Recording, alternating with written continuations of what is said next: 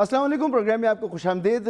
Programme کا آغاز قدر بہتر خبر سے کہ NCOC نے بتایا ہے کہ کرونا کے پھیلاؤ میں 28% کمی واقع ہوئی ہے، جو قدر اچھی خبر ہے، لیکن ساتھ ساتھ یہ ہدایت بھی ہے کہ عید الاضحیٰ اور محرم کا جو مہینہ ہوگا اس میں خاص احتیاط رکھنی ہے تاکہ اس وبا کے پھیلاؤ کو اور زیادہ روکا جا سکے اور اس کو ختم کیا جا سکے۔ گزشتہ یہ پورا ہفتہ جو ہمارے سامنے موجود ہے اس میں سیاسی ماہزرائی اپنے عروج پر تھی۔ تحریک انصاف کی توپوں کا رخ سندھ حکومت کی طرف تھا، سندھ میں پاکستان پیپلز پارٹی کی قیادت کی طرف تھا، اور وجہ تھی بدنام زمانہ عزیر بلوچ کی GIT، جس کے 2 ورژن تھے، ایک علی زیدی صاحب کے پاس تھا اور ایک حکومت سندھ نے ریلیز کیا، اور ان میں جو باتیں تھیں وہ باتیں کم از کم صحافیوں کے لیے یا وہ لوگ جو خبروں پہ نظر رکھتے ہیں ان کے لیے بالکل نئی نہیں تھی۔ یہ تمام باتیں سامنے آتی رہی ہیں۔ بہرحال اس دفعہ سندھ حکومت نے باقاعدہ طور پر وہ GIT ریلیز کر دی جو اس کے پاس موجود تھی۔ بہرحال یہ کنٹروورسی سامنے موجود ہے اور لگتا یہ ہے کہ آنے والے دنوں میں مزید بڑھے گی۔ تحریک انصاف سندھ نے آج یہ اعلان کیا ہے کہ اب تحریک انصاف سندھ نیب میں جائے گی اور پاکستان پیپلز پارٹی کی حکومت کی کرپشن کے متعلق وہاں پر کیسز شروع کرنے کے لیے کوشش کرے گی۔ یہ معاملہ کہاں جائے گا؟ اس ماہزرائی کے پیچھے کیا ہے؟ یہ واقعی نظام کو درست کرنے کا جو تحریک انصاف کا وعدہ تھا اس کی وجہ سے ہو رہا ہے یا اس کے پیچھے کچھ اور چیزیں؟ اس کا جائزہ لیں گے۔ عوامی مسائل بتدریج بڑھتے چلے جا رہے ہیں اور تحریک انصاف کی حکومت کو عوامی مسائل کو کم کرنا چاہیے تھا۔ کس ڈگر پر حکومت چل رہی ہے؟ یہ مسائل کب تک کم ہوں گے؟ نئے پاکستان میں کرپشن، جو کہ کرپشن ختم کرنے کا وعدہ تھا تحریک انصاف کا، کتنا پاک ہوا پاکستان کرپشن سے اب تک؟ اور معیشت کی بحالی کے جو اقدامات ہیں وہ کتنے درست ہیں اور اس کی سمت کیا ہے؟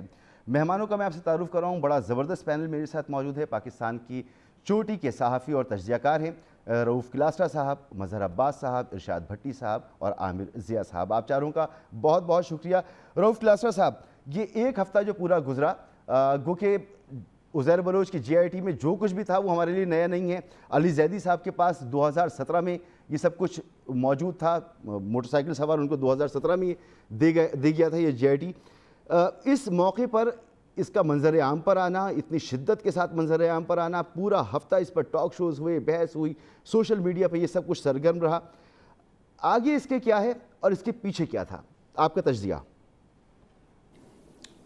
بڑی آپ نے اہم بات کی ہے کہ ایک تو آپ کہہ رہے تھے نا کہ یہ پچھلا ہفتہ تھا بڑا ہیٹڈ تھا، بڑا پولیٹیکلی طور پر اچھا خاصا ایکٹیو تھا۔ میرا خیال ہے جب سے میں اسلام آباد آیا ہوں، اس سے پہلے مظہر بھائی اور اس پہ عامر ضیاء صاحب بہتر بتا سکتے ہیں، ان کا زیادہ مجھ سے اس پہ انہوں نے آنکھ ہیں، ان کی تجربہ۔ مجھے 20-22 سال ہو گئے اسلام آباد، بھٹی صاحب کو بھی اتنا ٹائم ہو گیا۔ یہاں پہ ہر ہفتہ ہی ایسا گزرتا ہے، مجھے تو کوئی ایسا ہفتہ نظر نہیں آتا جب یہاں پولیٹیکلی طور پر کوئی مار دھاڑ نہ ہو رہی ہو، یہاں پہ کوئی نہ کوئی آپس میں میچ نہ پڑا ہوا، کوئی سکینڈل۔ اور پاکستان کی یہ کوالٹی کے ہیں صحافیوں کے، آپ ان کے خوش قسمتی کے ہیں یا لوگوں کی بد قسمتی کے، کہ یہاں پہ اتنے ایشوز ہوتے ہیں اور آپ کو اتنی سٹوریز ہوتے ہیں۔ ایک دن ہم آ کے ایک سٹوری کو ہینڈل کر رہے ہوتے ہیں، اسی پہ اس کے ڈیفرنٹ پہلو دیکھ رہے ہو، تو اگلے دن ایک اور بڑا بم شیل جو ہے نا وہ ہمارا انتظار کر رہا ہوتا ہے۔ لہٰذا سٹوریز کی، سکینڈلز کی، اس طرح کی رپورٹس کی، اور یہاں فائر ورک کی تو کوئی کمی نہیں ہوتی۔ پاکستان اس حوالے سے آپ کہہ سکتے ہیں خوبصورت ملک ہے، روز کوئی بڑا ایشو جو ہے نا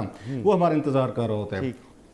اب آتے ہیں GIT پہ جو آپ نے بات کی۔ GIT میں آپ نے بالکل ٹھیک کہا کہ کوئی نئی باتیں نہیں تھی، اس سے پہلے یہ اس پہ شوز بھی ہو چکے ہیں، خبریں لیک بھی ہوتی ہیں، بلکہ مجھے یاد ہے ارشد شریف صاحب جو ہیں وہ تو 2017 میں یہ جو رپورٹ انہوں نے کہ اب سندھ حکومت نے ریلیز کی، وہ ساری اپنے پروگراموں میں دکھا بھی چکے ہیں، اس پہ ڈیبیٹ بھی ہو چکے ہیں۔ اب اس میں نئی چیز کیا تھی جس پہ میرا خیال ہے لوگ تھوڑے سے اس پہ ہوئے، یا حکومت نے اس کا کریڈٹ لینے کی کوشش کی، وہ یہ تھی کہ جناب کے 2 رپورٹ جو سامنے آئی ہیں، ایک علی زیدی صاحب کی رپورٹ تھی، ایک سندھ حکومت کی رپورٹ تھی۔ اب اس میں جو سیریس کوسچن اٹھتا ہے، جو وہ یہ کہہ رہے تھے کہ وہ اور رپورٹ ہے اس میں جو زیدی صاحب کے پاس ہے، جس میں 4 فیڈرل ایجنسیز کے جو لوگ ہیں ان کے دستخط ہیں اور 3 کے نہیں ہیں جو پروونشل ہیں، اور دوسری رپورٹ میں 7 پہ ہیں۔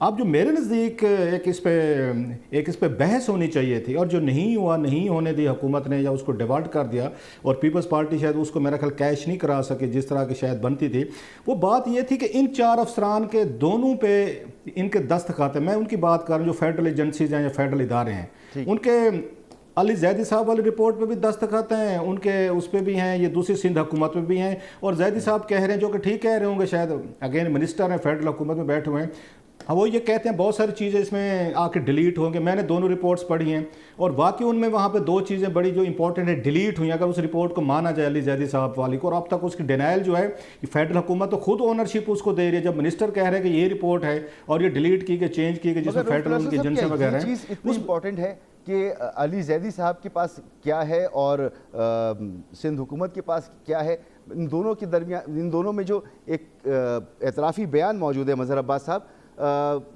उज़ैर बलोच का, वो काफ़ी है। और ये सारी तमाम चीज़ें हमारे सामने मौजूद हैं। हम इसके मंदरजात पर जाने की बजाय अगर ये एनालाइज़ कर सकें कि ये टाइमिंग क्या है, ये तमाम पुरानी बातें थीं, तकरीबन लोगों की नॉलेज में हैं, इस पर मुकदमात जो बनने चाहिए थे बने नहीं बने, अब मज़ीद इस पर क्या कार्रवाई हो सकती है, उससे हटकर ये टाइमिंग क्या थी, इसके पीछे क्या कुछ है, इसके आगे क्या कुछ है? शुक्रिया मसूद। देखिए, टाइमिंग का तो वफाकी हुकूमत बता सकती है, ज़ाहिर है सिंध हुकूमत ने उसका जवाब दिया। लेकिन मेरा ख्याल है अली जैदी साहब ने खासी ताख़ीर, और 3 साल तक बकौल उनके 3 साल पहले उनको एक रिपोर्ट मिली, उन्होंने किसी को नहीं बताया। अब अगर आप इन रिपोर्ट्स के कंटेंट, जहाँ तक मैंने अपनी पिछले 2-3 दिन में कोशिश की है मुख्तलिफ लोगों से बात करके, तो मैं तो इस नतीजे पहुँचा हूँ कि जो रिपोर्ट सिंध होम डिपार्टमेंट ने सबमिट की है वो दुरुस्त रिपोर्ट है। ठीक है। और दूसरे ये कि जो देखिए बल्दिया फैक्ट्री का केस, अभी मैं एक साहब से बात कह रहा था कि कल ही बल्दिया फैक्ट्री के केस में सेंट्रल जेल कराची में ट्रायल हुआ है, और वो ऑलमोस्ट जो है वो मेरा ख्याल है एक आध हेयरिंग और होगी और वो केस अपने क्लोजर पे है। अब JIT क्या होती है? JIT बुनियादी तौर पे क्रिमिनल इन्वेस्टिगेशन होती है, जो पहले पुलिस करती थी अब एक जॉइंट टीम करती है, लेकिन अल्टीमेटली पुलिस की रिपोर्ट ही सबमिट होती है जो चालान के सूरत में आगे जाती है। तो अब बल्दिया फैक्ट्री में चालान सबमिट हो गया है, ट्रायल ऑलमोस्ट कंप्लीट है। अब अगर फ़र्ज़ करें कल ये डिस्प्यूट खड़ा होता है और ये तय होता है कि जी ये JIT गलत है और वो JIT दुरुस्त है, तो इसका तो रीट्रायल फिर हो सकता है, दोबारा चीज़ें अपने।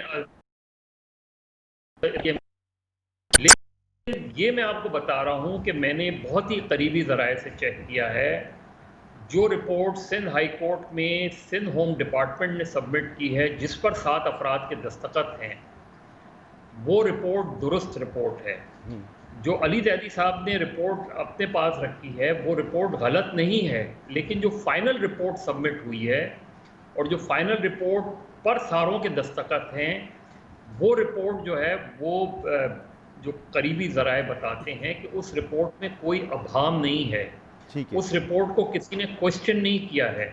देखिए, सिंध होम डिपार्टमेंट का काम जो लोग IGIT के होते हैं, वो सिंध होम डिपार्टमेंट नॉमिनेट नहीं करता, वो अपने उन इदारों को लिखता है कि आप अपने ऑफिसर्स नॉमिनेट करें, और इवन जो ऑफिसर्स नॉमिनेटेड होते हैं। सवाल तो ये है ना, ये तो बिल्कुल ठीक है, जो सिंध हुकूमत ने JIT दी वो फाइनल है, असली JIT है, मगर क्या जो इल्ज़ाम है कि इसको कॉम्प्रोमाइज़ किया गया है, इसमें से सिंध हुकूमत ने अपनी इख्तियारात इस्तेमाल करते हुए, अपनी पावर इस्तेमाल करते हुए इसमें से वो हिस्से हज़फ करवा दिए जो उसकी क़यादत, उसकी लीडरशिप की तरफ उंगली उठाते थे, ये दुरुस्त है ये बात? हदफ देखिए मसूद, अगर हदफ जो चीज़ें होती हैं ना, अगर वो चीज़ें हदफ होंगी तो उसमें वो कम से कम सिंध गवर्नमेंट के मातहत अफसर तो साइन कर देंगे, लेकिन दूसरे ऑफिशियल्स तो साइन नहीं करेंगे। एग्जैक्टली, ठीक। लेकिन इस रिपोर्ट में तो 7 ने दस्तखत किए हैं, और इसमें जो होता है, जो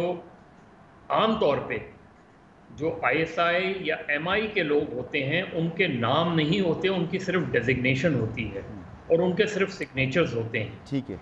तो वो बाय नेम नहीं होता, उनके साइन ज़रूर होते हैं। उनके ये भी होता है कि ये ISI के नॉमिनेटेड है, लेकिन नॉर्मली जो रिपोर्ट्स होती हैं उसमें जो एजेंसीज के लोग होते हैं वो बाय डेजिग्नेशन नॉमिनेट होते हैं, बाय डेजिग्नेशन होते हैं। तो ये जो अगर देखिए, अगर सिंध होम डिपार्टमेंट या सिंध गवर्नमेंट इसमें मैनिपुलेशन करती, इसमें चीज़ों को हटा देती, तो पहला रिएक्शंस तो सिंध रेंजर्स का आता, दूसरा रिएक्शन ISI का आता, तीसरा रिएक्शन MI का आता। तो उनके डिपार्टमेंट्स के लोगों ने एज सच रिएक्ट भी नहीं किया। और जहाँ तक मेरी इत्तला है कि रिपोर्ट के पब्लिक होने से पहले, जब सिंध हाई कोर्ट ने ऑर्डर किया था تو کچھ لوگوں نے اداروں کے انہوں نے ہوم ڈپارٹمنٹ کو کانٹیکٹ کیا تھا اور ان سے یہ پوچھا تھا کہ آپ کون جو رپورٹ پبلک کر رہے ہیں ان کے صفحات کا پوچھا تھا، کتنے صفحات کی رپورٹ پبلک کر رہے ہیں. تو وہ ساری پرائر ٹو ساری ایجنسیز کی بات نہیں کر رہا، لیکن کچھ نے اس چیز کی کنفرمیشن لی کہ سندھ گورنمنٹ ہوم ڈپارٹمنٹ کون سی رپورٹ ہائی کورٹ میں سبمٹ کر رہا ہے اور کون سی رپورٹ پبلک کر رہا ہے. ٹھیک ہے. اب اگر علی زیدی صاحب کوسچن کر رہے ہیں، وہ سپریم کورٹ جا رہے ہیں، تو میرا نہیں خیال، کیونکہ عزیر بلوچ کا کیس آلریڈی ٹرائل میں ہے بالکل، اور دوسرا بلدیہ فیکٹری کیس ٹرائل میں ہے، نثار مورائی کے کیس کو شاید چالان ہے. تو اس میں اگر وہ جاتے ہیں اور یہ چیزیں بالکل الٹ ہو جاتی ہیں کہ سندھ گورنمنٹ نے جو رپورٹ دی ہے وہ غلط ہے، تو یہ تینوں ٹرائل رک جائیں گے. ٹھیک ہے. اور تینوں ٹرائل پھر اثر نو بھی ہو سکتے ہیں. اور میں یہی سوال کر رہا ہوں کہ پھر مقصد کیا ہے علی زیدی صاحب کا. ارشاد بھٹی صاحب، وہ بات جو کہی جاتی ہے ہمیشہ دیر کر دیتا ہوں میں ہر کام کرنے میں، اور جو کارکردگی کی بات کرتے ہیں ہم تحریک انصاف کی، تو 2017 سے ہی سب کچھ موجود ہے. 2 سال ان کو حکومت میں آئے ہوئے ہو گئے، وہ اپنے پاس رکھتے ہیں اور ایک ایسے موقع پر اسے پبلک کرتے ہیں اور اس پر بات کرتے ہیں جب تقریباً معاملات جو ہیں نمٹنے والے ہیں. تو کارکردگی پر یہاں پر بھی سوال اٹھتا ہے. دیکھیے، سب سے پہلے تو مبارک ہو آپ کو، مجھ کو، رؤوف بھائی کو، مظہر بھائی کو، عامر ضیاء کو، کہ اب سیاستدانوں کو بھی لفافے ملنے شروع ہوں گے. ہم بدنام تھے صحافی کہ ہمیں لفافے ملتے ہیں، اور ہمارے لفافوں میں سے تو نوٹ نکلتے تھے، ان کی میں جی آئی ٹی نکلتی ہے. یہ اضافی ایک اوپر بیسٹ آف لک لکھا ہوا تھا. دوسری بات یہ ہے کہ آپ نے وہ ایک رؤوف بھائی نے جو بات کی کہ یہاں ہر ہفتے ہی ایسا ہوتا ہے، ہم اسی میں بحرانوں میں پیدا ہوئے اور بحرانوں میں گزار کے چلے جائیں گے.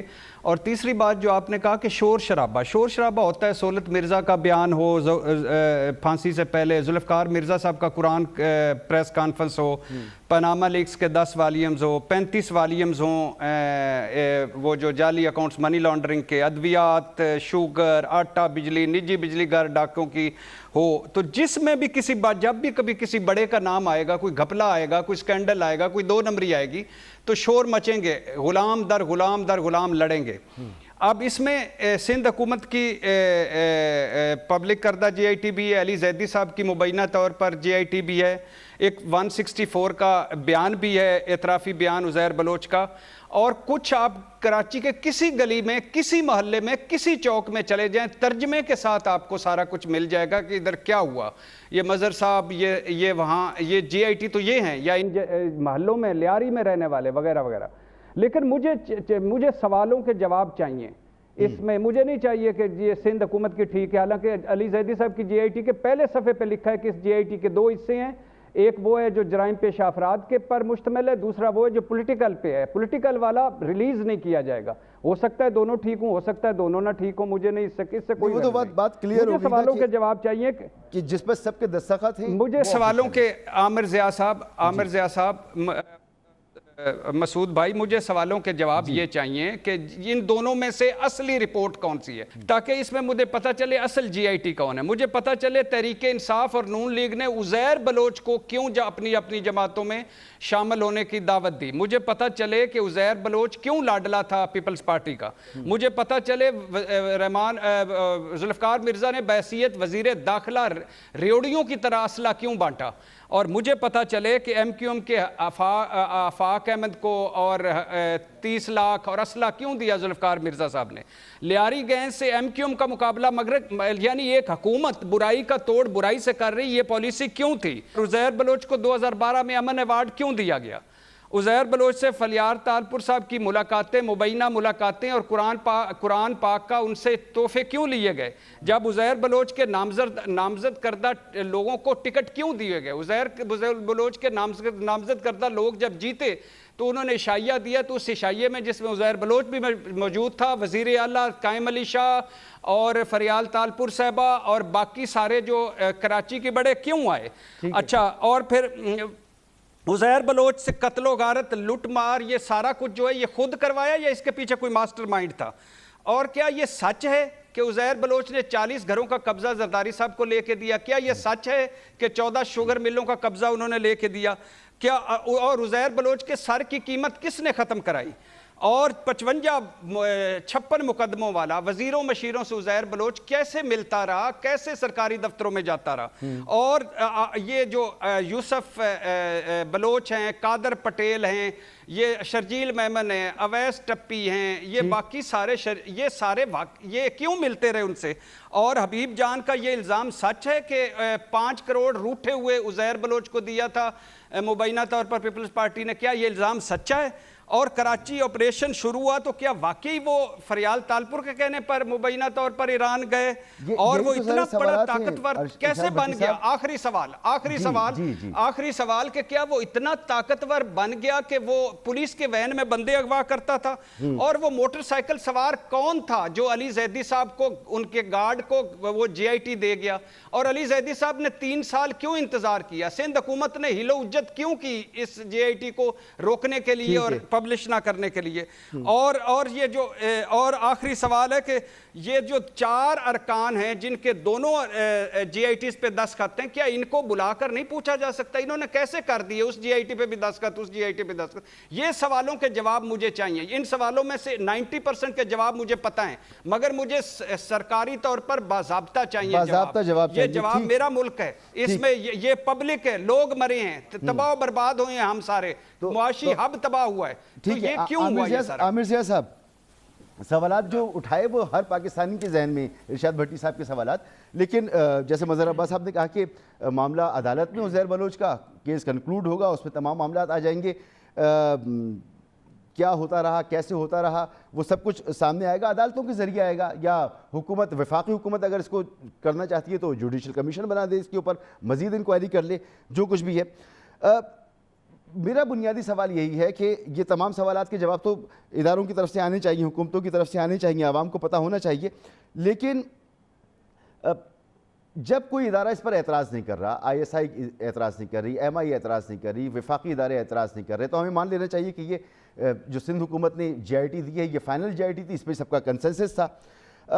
علی زیدی صاحب نے اتنا وقت کیوں لگایا؟ کیا یہ قادر پٹیل کی اس تقریر کا ریئیکشن تھا جو انہوں نے بجٹ پر کی, قومی اسمبلی میں کی, یا اس کے پیچھے کچھ اور ہے؟ آگے بلدیاتی الیکشن بھی ہونے والا ہے, اس کے بعد بات ہو رہی ہے 18ویں ترمیم کی, بات ہو رہی ہے این ایف سی ایوارڈ کی, یہ آرم ٹوئسٹنگ ہے, اس کی کوئی کوشش ہے, یا یہ ایک ریئیکشن تھا علی زیدی کا جو کر دیا انہوں نے؟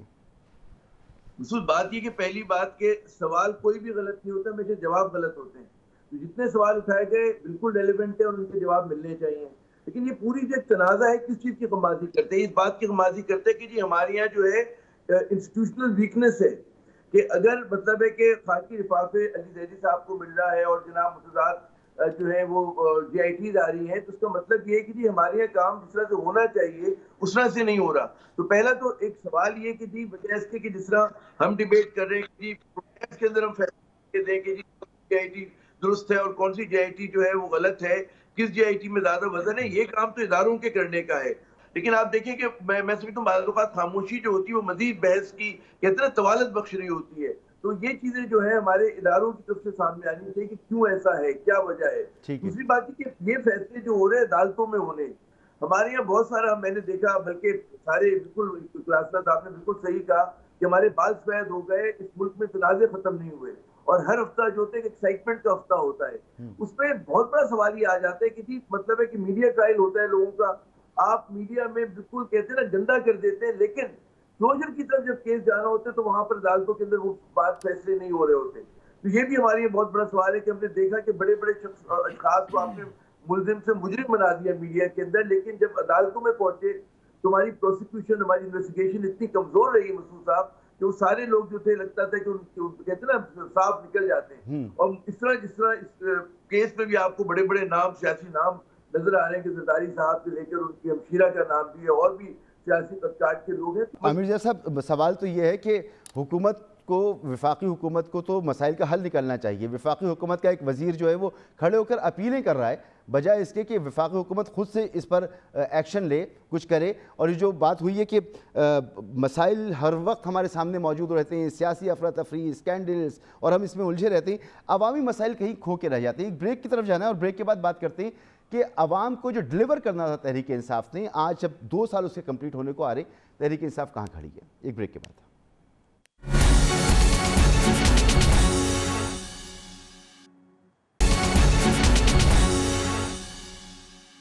پروگرام میں ایک بار پھر خوش آمدید. دنیا کا آبادی کے حساب سے 5واں بڑا ملک پاکستان گزشتہ 2 سال میں، خاص طور پہ اگر ہم اس کو بریکٹ کر لیں کہ 2 سال کی ہم بات کر رہے ہیں، تو سیاسی افراتفری، سیاسی عدم استحکام بدستور موجود ہے. عوامی مسائل میں اضافہ ہوا ہے، کمی نہیں ہوئی، یہ تاثر عام موجود ہے.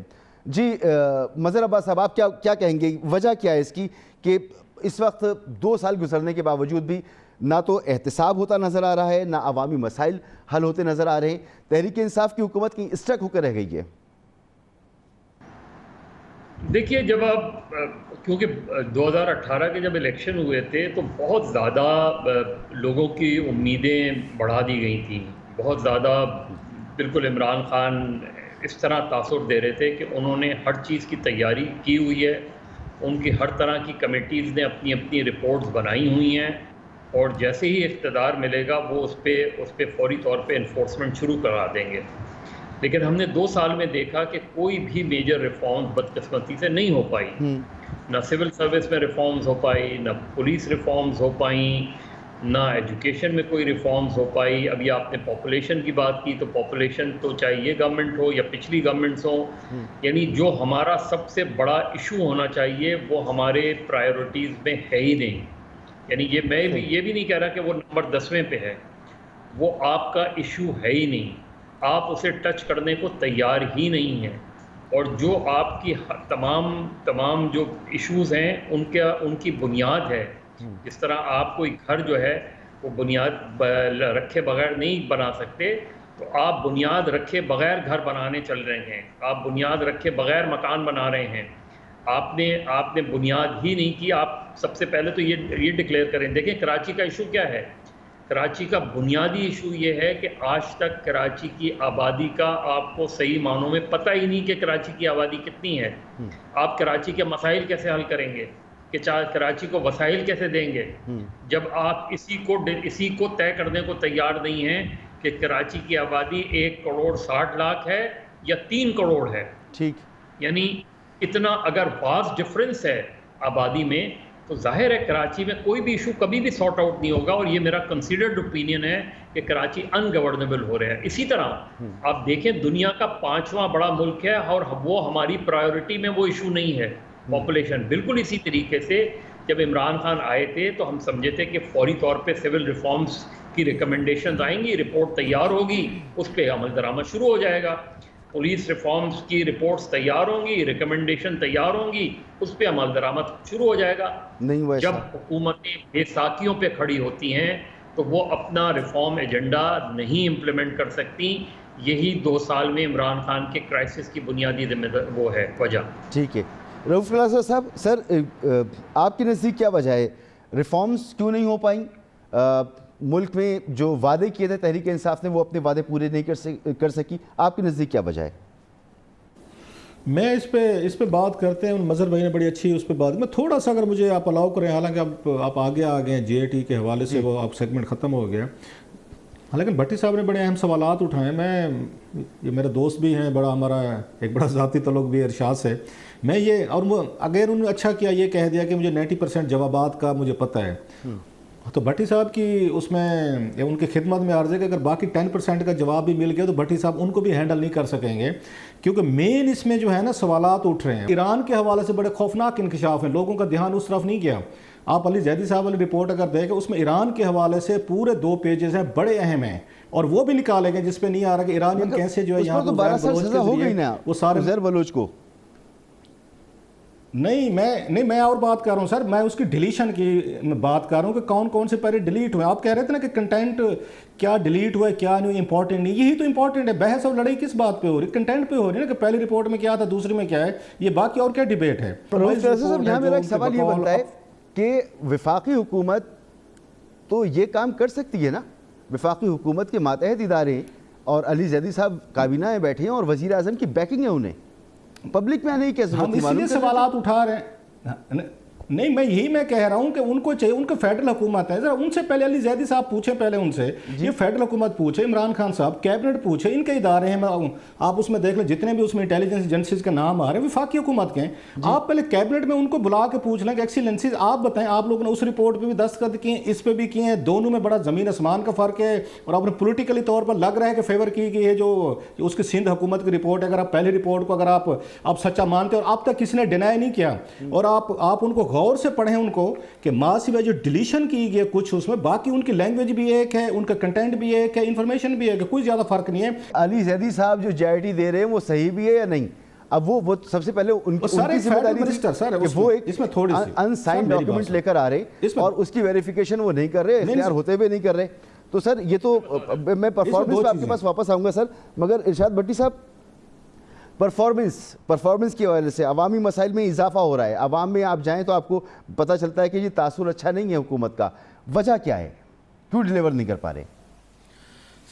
سر پہلی بات تو یہ ہے کہ مصائب ہیں ہی اتنے کہ کمال ہو گیا ہے. یہ ملک ان گورنیبل سچویشن کی طرف جا رہا ہے. 22 کروڑ کا ملک ہے, معیشت تباہ حال ہے, تجارت خسارے میں ہے, قرضے اتنے ہیں کہ سود دینا مشکل ہو رہا ہے, لٹ مار ایسی ہے کہ عوام اور حکمران میں اکثریت کو نکال کر دونوں سائڈ سے ایک مقابلہ ہے. یعنی حکمران سڑکیں کھا جاتے ہیں تو عوام میں جو اکثریت ہے وہ بجری اور سیمنٹ کھا جاتی ہے. بے روزگاروں کی فوج ہے, آدھی آبادی غربت کی لکیر سے نیچے ہے, بحران دن بحران, جنگیں, ناکے دھماکے, ہر شعبے میں ہر محکمے میں مافیا, نظام بدبودار فرسودہ, جمہوریت ایسی کہ 2% کو انڈے بچے دے رہی ہے, 98% کو صاف پانی بھی نہیں ملتا, ادارے سارے تباہ. ٹھیک کرنا تھا, آخری دوسری سر اسی طرف آ رہا ہوں, اگر آپ ایک سیکنڈ رک جاتے تو پیر ہو جاتے. یہ ملک منشوروں, نعروں, وعدوں کا قبرستان ہے. 22 ماہ تحریک انصاف کے دیکھیں, نعرے, وعدے, دعوے, آج پتہ چلتا ہے کہ ان کا حقیقت سے کوئی تعلق نہیں تھا. ہوم ورک ان کا صفر تھا, right people for right job نہیں تھی. وہ 8 مکیاں, چمکھی نہیں, 8 مکیاں لڑائیاں لڑ رہے ہیں 22 مہینوں سے, آؤٹ آف کنٹرول زبانیں ہیں. تبدیلی ٹیم میں جو مین ٹیم تھی اس میں پھوٹ ہے, گروہ بندیاں ہیں, جھگڑے ہیں, بحرانوں میں خود کفیل ہیں. الحمدللہ جس دن کوئی بحران نہیں ہوتا ٹویٹر پہ ایک دوسرے کو پوچھتے ہیں کہ آج کوئی بحران نہیں ہے, نہیں تو پھر وہ سارے لگ جاتے ہیں. عمران خان کو تجربہ نہیں فائل پڑھنے کا بھی اور کسی حکومت کے ایک دن کا بھی. ٹیم چونچوں کا مربع ہے, چاند ایک کو چھوڑ کر نالائق, نااہل, کنفیوز. لہٰذا 22 ماہ گزر گئے, مطلب 40% وقت گزر گیا, اور یعنی بتایا گیا تھا کہ 5 سال میں ہماری خواہشوں, تمناؤں, آرزوؤں اور کا ایک گھر بنایا جائے گا. آج 22 مہینے گزرنے کے بعد مجھے اس لیے دکھ ہوتا ہے کہ مجھے اس گھر کی بنیادیں بھی نظر نہیں آ رہی. مجھے پتا ہے کہ ابھی پہلی چھت پہ نہیں پہنچنا تھا, مگر بنیادیں تو نظر آتی, وہ بھی نظر نہیں آ رہی. اور جب تک بھائی جان آپ ایک فوج ظفر در مور, اب پچھلے پروگرام میں میں نے وہ 35 نعرے گنوائے تھے آپ کو کہ کرپشن ختم ہو گئی, IMF کو خیر بات کہہ دیا, کشکول توڑ دیا, پروٹوکول ختم کر دیا, گورنر ہاؤس, صدر ہاؤس, وزیر اعظم ہاؤس میں یونیورسٹیاں بن گئیں, تعلیم مفت ہو گئی, صحت کی سہولتیں مفت ہو گئی. آپ نے گنوائے تھے. بھٹی صاحب مجھے یہاں پر رکنا ہوگا ایک کوئک بریک کے لیے, اور واپس آتے ہیں یہیں سے گفتگو شروع کریں گے ایک بریک کے بعد.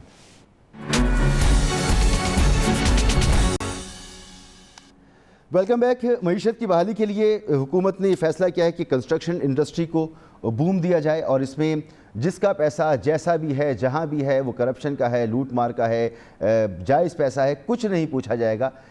اس انڈسٹری پہ لگایا جائے, اس سے 40 انڈسٹری یعنی کتنی انڈسٹریز کام کریں گی, ایک ریولوشن آ جائے گا.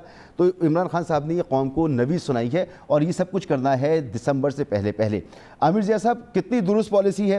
اب تک جو کچھ بھی مشکلات رہیں گی ہمارے سامنے, اس پالیسی کے بعد, اس اقدام کے بعد عوام میں کتنی خوشحالی آ جائے گی, معیشت میں کتنی بہتری آ جائے گی, اور ابھی تک جو بہتری نہیں آئی اس کی وجوہات کیا ہیں؟ یہ تو خیر بحران بہت بڑا ہے, اور یہ تو صرف ایک انہوں نے قدم کا کہتے ہیں نا اعلان کیا, اور اس کے اوپر یہ قابل بحث بات ہے کہ اخلاقی طور پہ اگر آپ کہتے ہیں نا, عمران خان ہمیشہ اکاؤنٹیبلٹی کی بات کرتے تھے, لوگوں کے اگر نہیں پوچھیں گے سورس آف انکم, ایک سوالیہ نشان ہے. لیکن یہ ایک میرے خیال میں فٹ نوٹ کی بحث ہے, اتنا اہم نہیں ہے. اصل بڑا سوال یہ کہ عمران خان صاحب نے جس طرح سے توقعات بڑھائی تھی پوری قوم کی, ان توقعات پر وہ کیوں نہیں پورے اترے, یہ بہت اہم ترین سوال ہے. اور میں سمجھتا ہوں کہ دونوں ہی کہتے ہیں نا جواب ہمیں دو بڑی وجوہات ہیں. تو ان کا کہتے ہیں آبجیکٹو کنڈیشن دیں کہ جی معروضی حالات ایسے ان کو ملے کہ کچھ اس طرح کے شوکس آ گئے حکومت کے لیے اور ریاست پاکستان کے لیے کہ جو فیکٹر ان نہیں کیے گئے تھے. اس میں ظاہر ہے کہ کہتے ہیں معیشت کی بدحالی سے لے کر کرونا وائرس بھی آ گیا, اس میں ٹڈی دل کا حملہ بھی آ گیا, بھارت کے ساتھ جو ہے آپ کی جو ٹینشن بڑی ہیں, کشمیر کا جو مسئلہ ہے, یہ چاروں فیکٹر جو تھے بہت بڑے ایسے فیکٹر تھے جو میں سمجھتا ہوں کہ ان ایکسپیکٹڈ تھے عمران خان کے لیے. معیشت کا ان کو اندازہ نہیں تھا کہ کتنا بڑا بحران ہے. وہ کہتے ہیں نا کہ باہر سے بیٹھ کے انالائز کرنے کی الگ چیز ہوتی ہے, اور جب وہ اقتدار میں آئے تو انہوں نے جس صنعت کے ساتھ فیصلے کرنے چاہیے تھے ان کے اوپننگ بیٹسمین اسد عمر صاحب کو اس طرح سے نہیں ہوئے. یعنی کہ اگر آپ کو روایتی سیاست کرنی تھی اور روایتی انداز سے معیشت چلانی تھی تو پھر آئی ایم ایف کے پاس جانے میں دیر نہیں کرنی تھی. اس کی وجہ سے غیر یقینی صورتحال پیدا ہوئی اور ہم دیکھتے ہیں کہ معاشی بحران جو ہے مزید پیچیدہ ہو گیا. پھر دوسرا ایک اور مسئلہ ہے کہ سبجیکٹو مشکلات ہیں, ان کی موضوعی مشکلات ہیں. جیسے کہ یہ کہا کہ جی اتنا تجربے کاری اس میں بہت بڑی وجہ ہے, بالکل ہے. اس کے ساتھ ساتھ اور بھی وجوہات آپ یہ سکتے ہیں کہ عمران خان صاحب نے سسٹم کے اندر رہ کر کام کرنا قبول کیا, اور اس میں ان کی ایک لمیٹیشن ہے, وہ بہت زیادہ اس میں چھکے چوکے نہیں مار سکتے کیونکہ ود ان دا سسٹم کام کر رہے ہیں, اور ان کے پاس کیونکہ اکثریت بھی نہیں ہے اور آپ کوئی جادو کی چھڑی بھی نہیں کہ اگر 2/3 اکثریت نہیں وہ ریفارمز کرنا چاہیں نہیں کر سکتے, انہیں اپنے تحریوں کو منا کے رکھنا ہے, تو ان کے پھر ہاتھ پیر بھی بہت زیادہ بدے میں محسوس. میں سمجھتی ہوں سارے فیکٹرز مل ملا کر جو ایکسپیکٹیشنز تھی وہ بہت زیادہ ہو گئی ہیں, اور ڈیلیوری کے معاملے کے اوپر جو ہے ان کو مطلب ہے بہت زیادہ ناکامی کا, میں کہوں گا ناکامی ایجنڈا تھا عامر رضا صاحب. تو انقلابی ایجنڈے کے لیے آؤٹ آف دی باکس جا کر اور سسٹم کو چیلنج کرتے ہوئے یا سسٹم سے باہر نکل کے نئے سسٹمز بنا کر ان میں کام کرتے تو شاید کامیابی ہو سکتی تھی, مگر اب 22 مہینے گزر چکے. تو مظہر عباس صاحب, اپوزیشن ایک مرتبہ پھر مل رہی ہے, آصف زرداری صاحب کی مولانا فضل الرحمان صاحب سے ملاقات, چودھری برادران سے ملاقات, اور پھر موقف بھی سامنے آ رہا ہے کہ 18ویں ترمیم اور NFC اس پر ہم سمجھوتا نہیں کریں گے. تو اپوزیشن کوشش تو کر رہی ہے کچھ نہ کچھ. حکومت کی پرفارمنس, حکومت کی کوششیں, آگے سیاسی منظرنامہ کیا ہے؟ دیکھیں اپوزیشن میں تو مجھے بالکل بھی اپوزیشن کے ساتھ, معذرت کے ساتھ, مجھے بالکل بھی کوئی اتحاد نہیں نظر آتا. وہ ایک دوسرے سے ملتے ہیں اور جاتے ہوئے کہتے ہیں دوست ہوتا نہیں ہر ہاتھ ملانے والا. یہ اپوزیشن کا اس وقت حال ہے.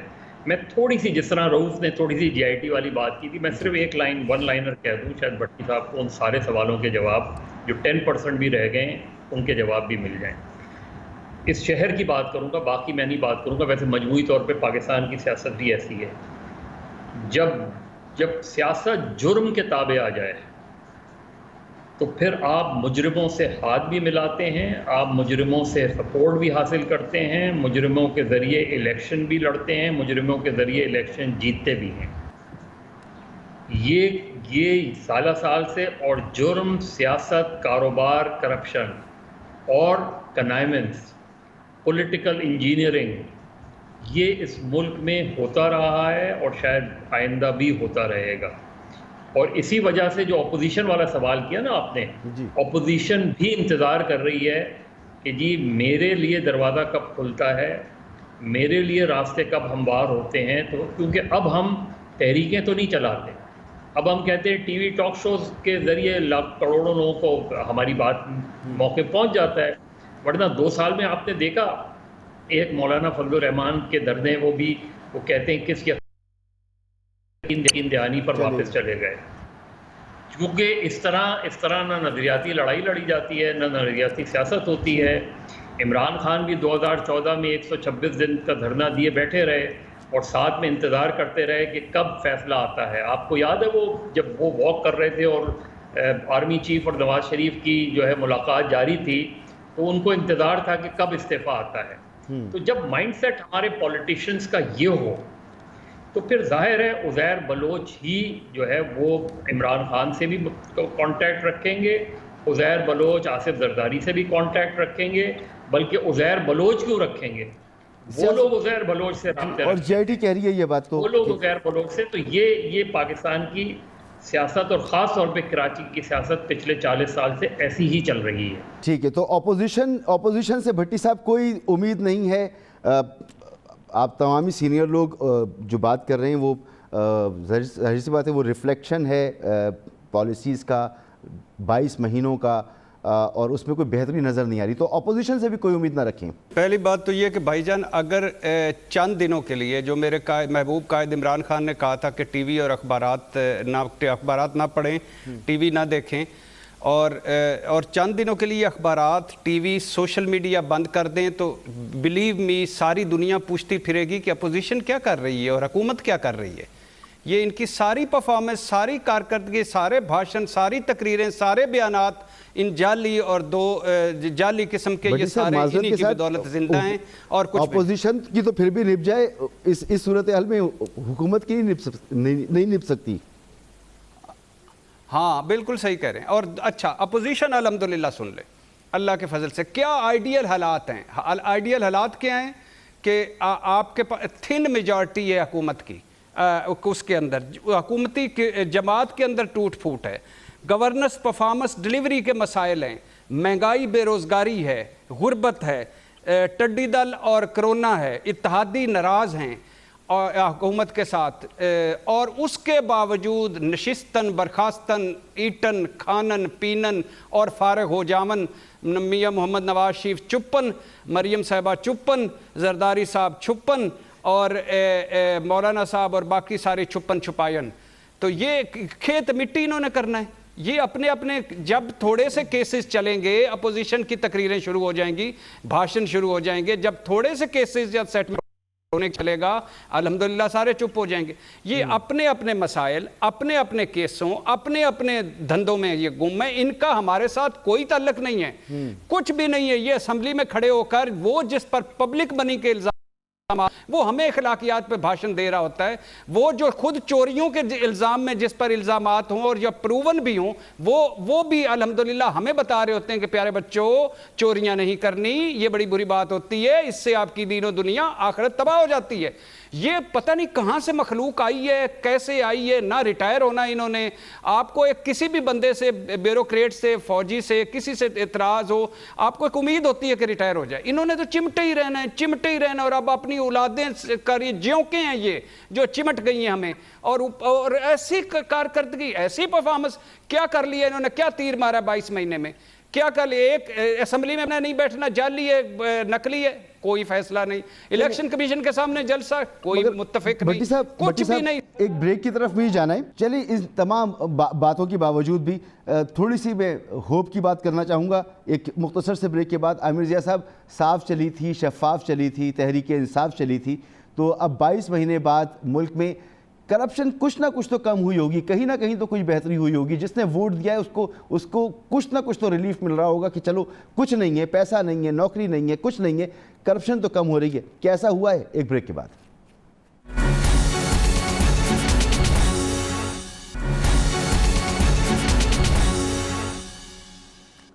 Welcome back. جی عامر ضیاء صاحب, کچھ تو زخموں پہ مرہم رکھیں.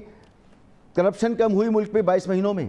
ہمیں تو کوئی تبدیلی کی نظر نہیں آتی کہ بہت بڑا کوئی وہ ہو گیا ہو کہ حالات بدل گئے ہوں. ایک صرف تاثر کی بات ہے, وہ یہ کہ جی جو عمران خان صاحب ہیں, ان کے حوالے سے 22 ماہ گزرنے کے باوجود بھی آج بھی لوگ میرے خیال میں جو ان کے وہ ہیں, ان کے چاہنے والے ہیں یا ان کے فالوورز ہیں, وہ اس بات پہ بھی یقین رکھتے ہیں کہ جی عمران خان خدا سے خود جو ہے صاف ستھرے شخصیت ہے, اور مطلب امانت اور دیانت کا جو ان کے اوپر وہ ہے وہ بھی تک قائم ہے اسی طرح سے. لیکن یہ جو آپ کا سوال ہے کہ جی عوام کو کوئی ریلیف ملا ہے, میں نہیں سمجھتا کہ عوام کو ریلیف ملا ہے. آپ کا جب آپ نے پولیس ریفارم سے پیچھے ہٹ گئے ان صوبوں کے اندر, جیسے پنجاب میں کر سکتے تھے لیکن آپ نے دھکا دیا معاملے کو, پھر پیچھے ہٹ گئے. اسی طرح اور آپ ڈپارٹمنٹ دیکھ لیں, میں نہیں سمجھتا کہ کسی بھی طرح سے عمران خان صاحب نے کوئی بڑی تبدیلی لا پائے. اس کی وجہ جس طرح ہم نے اس سے پہلے والے سیگمنٹ میں بات کی تھی کہ عمران خان صاحب کے ہاتھ پیر اتنے بندھے ہوئے ہیں, اور وہ اگر چاہیں بھی تو نہیں کر سکتے, کیونکہ نمبر ایک ان کے پاس عددی اکثریت نہیں ہے, ان کے پاس جو الائز ہیں وہ ایک کمزور الائز ہیں, اپوزیشن ان کو ایک مضبوط اپوزیشن ملی ہے, تو وہ بہت سارے کام جو کرنے کے ہیں وہ نہیں ہو پا رہے, اور میرے خیال میں آنے والے مہینوں میں بھی کوئی بہت بڑا وہ امپروومنٹ نہیں لانے کے قابل ہوں گے, کہ جس طرح سے ان کو ہر طرح سے مسائل میں گھیرا ہوا ہے اس کے خلاف. بہت شکریہ عامر ضیاء صاحب, وقت ختم ہو رہا ہے. آپ کا بہت بہت شکریہ. رؤف کلاسر صاحب آپ کا بہت شکریہ. مظہر عباس صاحب آپ کا بہت شکریہ. ارشاد بھٹی صاحب آپ کا بہت شکریہ. یہ کوئی سیاست دانوں کی باتیں نہیں تھی, پاکستان کے معتبر تجزیہ کار اور صحافیوں کی گفتگو تھی, انڈیپینڈنٹ گفتگو تھی, ایک آزاد تجزیہ تھا جو آپ نے سنا. اس کے آگے ایک سوال اور ہے کہ ایسا کب تک اور اس کا جواب آپ خود تلاش کیجیے. اجازت دیجیے. اللہ حافظ.